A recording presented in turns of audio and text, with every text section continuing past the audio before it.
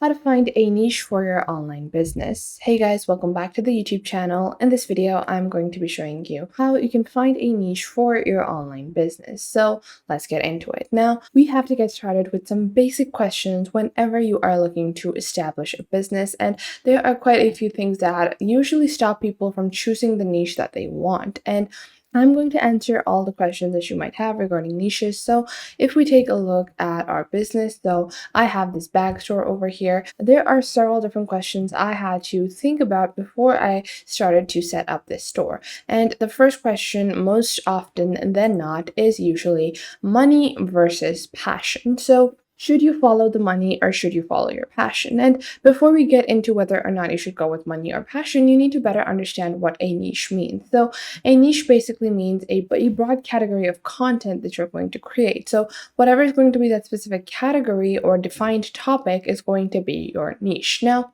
how do you say one is a broad niche and how do you say one is a very specific niche and how do you choose that? Well, a niche is going to be the overall topic. So if I have bags over here as the store that I have created, that is a specific niche. But maybe if I had women's accessories, then I could probably sell bags in that as well, and that would mean that it is a broad niche. Now that we have the basic concept of niches, how do you choose whether or not you should follow money or passion for your business or for your content? So this could be anything from blogging or selling products. So do you follow the money or do you follow your passion? I would recommend that you should go and give a 50-50 to both. So you don't want to do anything that is something that you absolutely don't want to do, but you don't want to do something that pays absolutely nothing. So look for some kind of equilibrium within both of these things. So try to find something that could generate a decent income and still has your interest. Now, after that, you have the second question, which is micro niche versus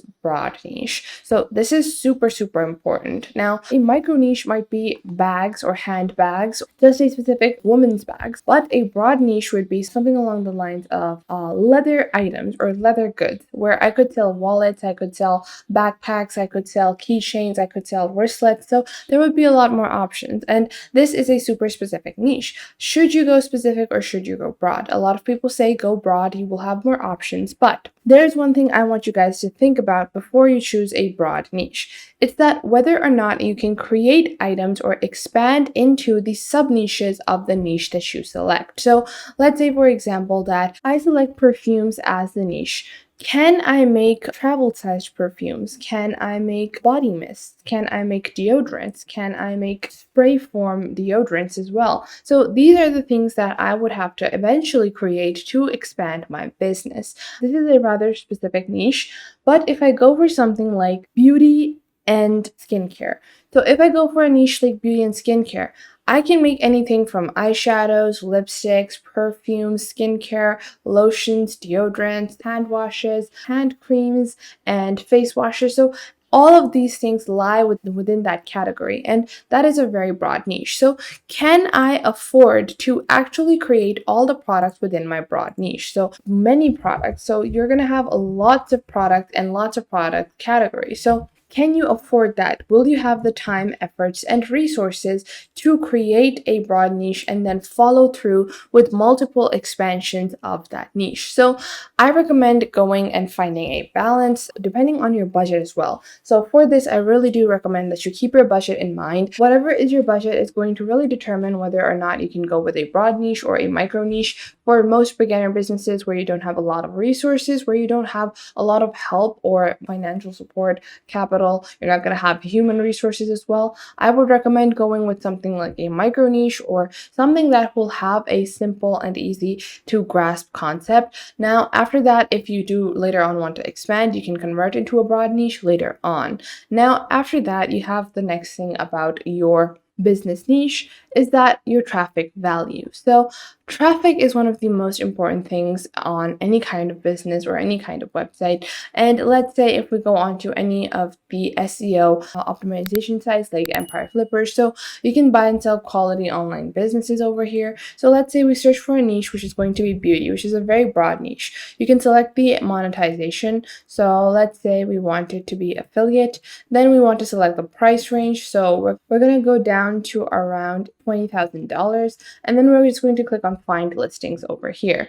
So you can see there are going to be multiple businesses out there, and make sure that you filter out some of the higher ranking businesses, because obviously if you're just starting out, then you don't have kind of resources to actually inquire and purchase these $1 million listings. But you can see new listings are added all the time. So you're just going to click on find listings and find a listing that you can compare yourself to. So this enables you to better select your niche. You can see the budget, you can see a lot of different filters that you usually would not take into account while setting up your business niche. So we're just going to enter this, and now we're just going to expand like so. So you can see I don't even have a single listing that is under 180K for beauty in the affiliate section. I'm going to go with all monetizations to find better listings. So we're going to go and reset that as well. And we're just going to go on to the smaller business category, because we want to make sure that we're comparing ourselves to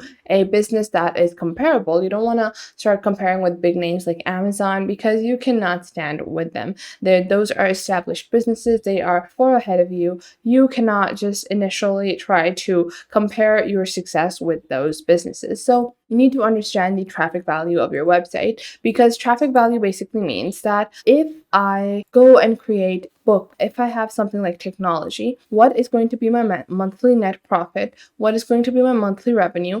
And when people are searching for certain kind of content, which is going to be SEO optimization, we're going to talk about that later in this video, but when people are looking for certain kind of content, advertisers are going to pay you when you create that kind of content, and they want you to advertise on that content or on that business. So if you are creating trending content that is getting super high views or leads, then businesses are going to be more likely to sponsor you to show their ads on your website or on your business website, because they know that you have high traffic value. So depending on the kind of category that you're working in, so maybe the traffic value for book readers is going to be slightly lesser than the traffic value for gamers. That's just some categories or broad generalizations that have been made over time, and it is kind of true, because you can generate more money in a niche like gaming than you could generate in a niche like books. So you have to understand the traffic value of your niche. Now, after that, you have your market bucket. So if we go onto a platform like Helium 10,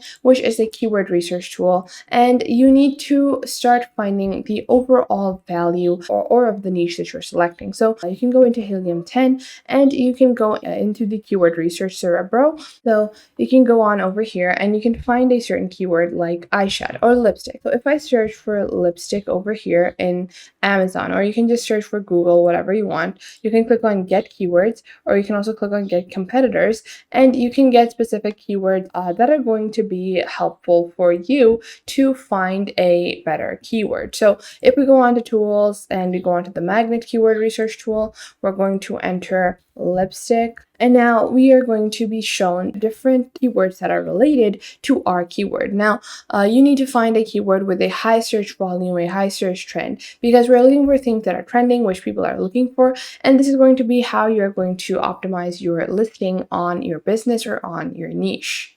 And this is a very important step of any business. I think that you need to make sure that your website page is SEO optimized. Whatever keywords you find over here on Helium 10, once you add them, you can go onto Google Trends as well to find other keywords relating that keyword. And then you can find whether or not this trend is going to take off within the area or that you're targeting. Now, after that, in your market bucket, you have traffic sources, competition, sustainability, trends, and seasonality. So you also need to see maybe blankets are a good source of income in winters, but you're not going to be able to generate the same kind of revenue with thick blankets in summers. So you have to keep that in mind as well. So these are just some of the basic tips you need to keep in mind before you select the niche of your business. I hope you guys found this video helpful and you're now able to pick out the niche of your choice depending on these factors as well. Make sure to leave a like and subscribe to the YouTube channel, and I will catch you guys in the next video.